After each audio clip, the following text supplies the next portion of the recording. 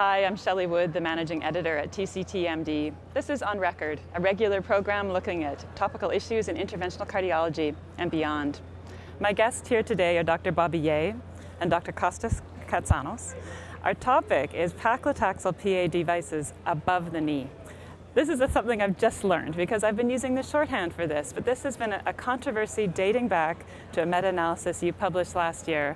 And the purpose of our conversation today is to bring people up to speed on this, myself included. So we need to clarify this, Shelley. Indeed, we've done the meta-analysis and we checked all the randomized studies that have been investigating paclitaxel-coated balloons or stents in the fem-pop segment above knee in particular, with an indication of intermittent claudication in the majority of the patients. So the data doesn't apply to other vessel territories like below knee, coronaries, or other clinical indications. Certainly not the coronary, and we'll come back to that, but that's one important point cleared up. But I think there are people, we were talking before we started filming, there are people that have followed this whole debate and the topic very closely, and others for whom it's going on in the periphery, no pun intended, who perhaps are confused in terms of what they should tell patients with questions and what they should be doing in terms of their referral pattern. Dr. Yeh, you've also been looking at this, you've got some meta-analyses you're working on. What are you telling your colleagues who ask about this right now, and any patients that have questions? Yeah, I think it's a really terrific question. I mean, I think it goes back to what do we think of the state of evidence and what have been the conclusions coming out of the FDA panel. Right. Right now, I'd say that what started this all off was a meta-analysis by Dr. Katsanos of several randomized trials, but these randomized trials were not perfectly executed trials. I think they were trials that were not designed necessarily to answer this question. They had missing data. And so there's this signal that emerges in imperfectly conducted randomized trials. So how are we supposed to make sense of that? And what we saw at the panel was presentations by more presentations of the same data, trying to fill in some of the missing data. We saw at that FDA panel in June, analyses presented, for example, by my close colleague, Eric Sosembski, who's really leading our group's effort on this, using Medicare claims data.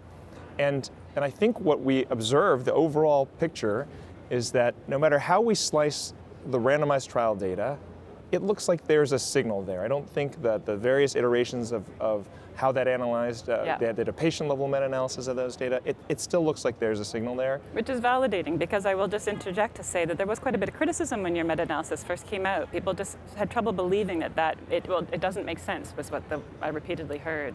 Yeah. But from these, as you say, the FDA has ended up concluding, yes, there's a signal, but what to do? And then on the flip side of it, most of the observational data suggest actually that it looks quite safe when applied to the real-world population, granted in a non-randomized fashion. So how do you make sort of both sides of the evidence are, I think, limited in some ways.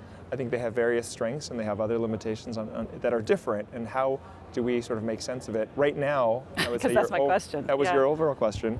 Right now, I'd say that the community is, I think there's still uncertainty. I think that many clinicians have decrease their use of these devices. I think when they're using them, they are speaking to their patients openly and honestly about the current state of uncertainty around the safety of the devices.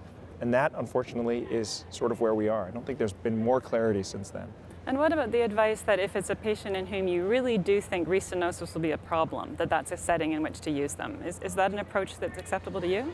Well, it's a little bit of a tricky question, So FDA came across reiterating the statement to try to avoid paclitaxel in most cases, but perhaps if you can outweigh the potential benefit against the risk, that you may still use it.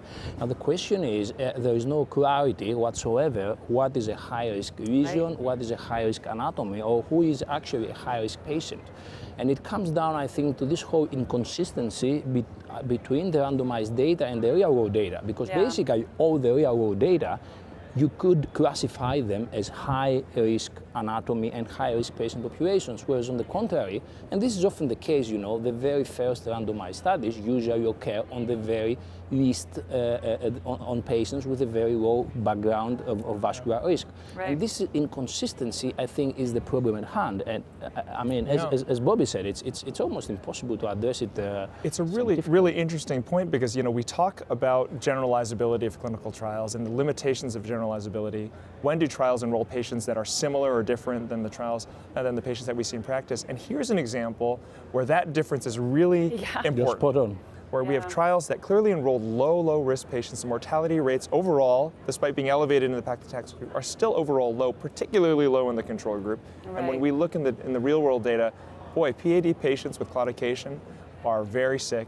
Certainly if they have critical limb ischemia, where many of these devices are being used, they have 50% mortality rate at 4 or 5 years. So these are people, and then that raises the concern that was raised at the FDA, is when we're using them in higher risk patients, sometimes these patients have so many comorbidities that even if there were to be a signal of harm for paclitaxel, maybe it would be drowned out by the other competing risks of mortality that these patients suffer from. Because none of those trials were done with the mortality even considered as an endpoint, right? There was no sense that putting a device in the legs would have any mortality down the road. So, I mean, so we never design studies with a safety as a primary endpoint, unfortunately. We always design the studies to be able to prove a hypothesis that a new therapy is more effective than an old therapy. So by definition, I think any kind of safety signal in the past and even in the future will never be a primary endpoint of any kind of randomized study. And that's the problem now. People are discussing about the tyranny of randomized studies, but unfortunately, those are the only high quality studies to actually prove or disprove any kind of incremental benefit or detriment to the patient. Right. It's a tricky situation. It is, and I'm not sure that given the amount of missing data, for one, it doesn't seem like there's going to be some large trial that's done to look at this. The FDA certainly didn't come out of that whole session mandating it. And then, as you brought up, there is the hope that these devices might also be used in the coronaries. But are there any lessons to be learned then from the type of data that was collected for approval for the devices as they are now, in terms of getting new indications for the coronaries? What needs to happen?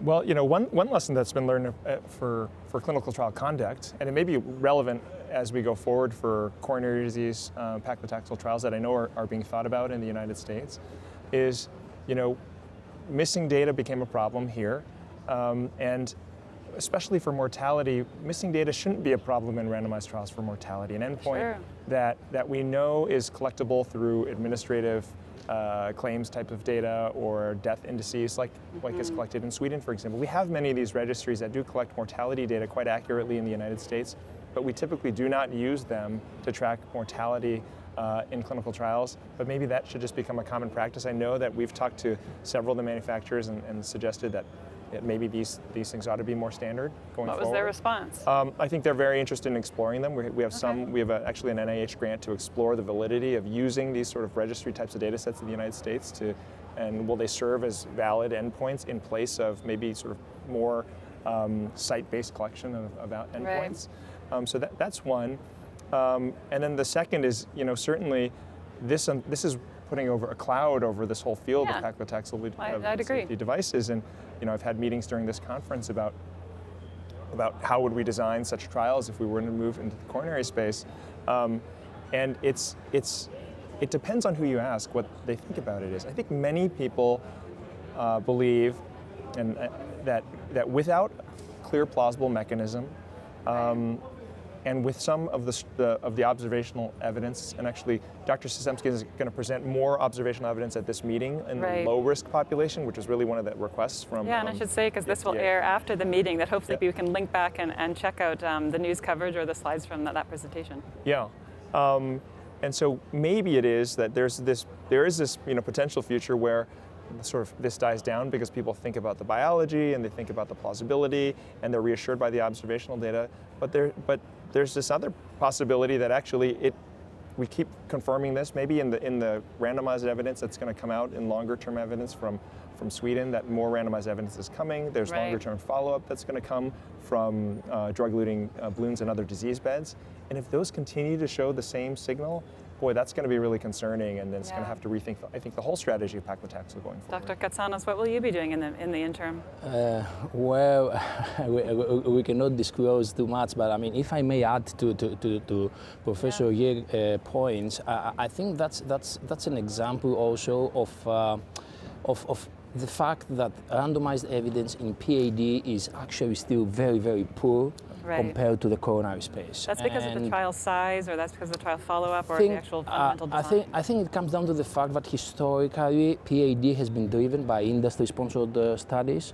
Industry-sponsored randomized studies always have a primary endpoint of some kind of proof of concept for the device, that it actually works on the vessel. But historically and uniformly and universally, they are always missing hard clinical outcomes. For example, amputation-free survival, walking distance capacity, quality of life outcome points.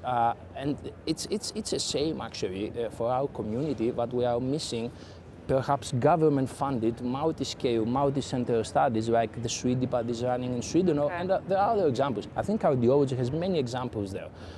It has become problematic, I think. Okay. I do think that there are many examples of very well-conducted industry-sponsored trials that do collect hard endpoints as well. I think there has been just a little bit of a culture in the PAD space where it's a less evidence-based, I think, subspecialty than what we see in the coronary. I do think this has, I've heard others say this is a stimulus to this field because of the work that you both are doing, so keep it up. And I'm sure we'll have more to talk about in the future. Thank you so much for teaching me some of this today. Thanks for having us. Thank you. Thank you very much, Shelley. And thank you for watching On Record.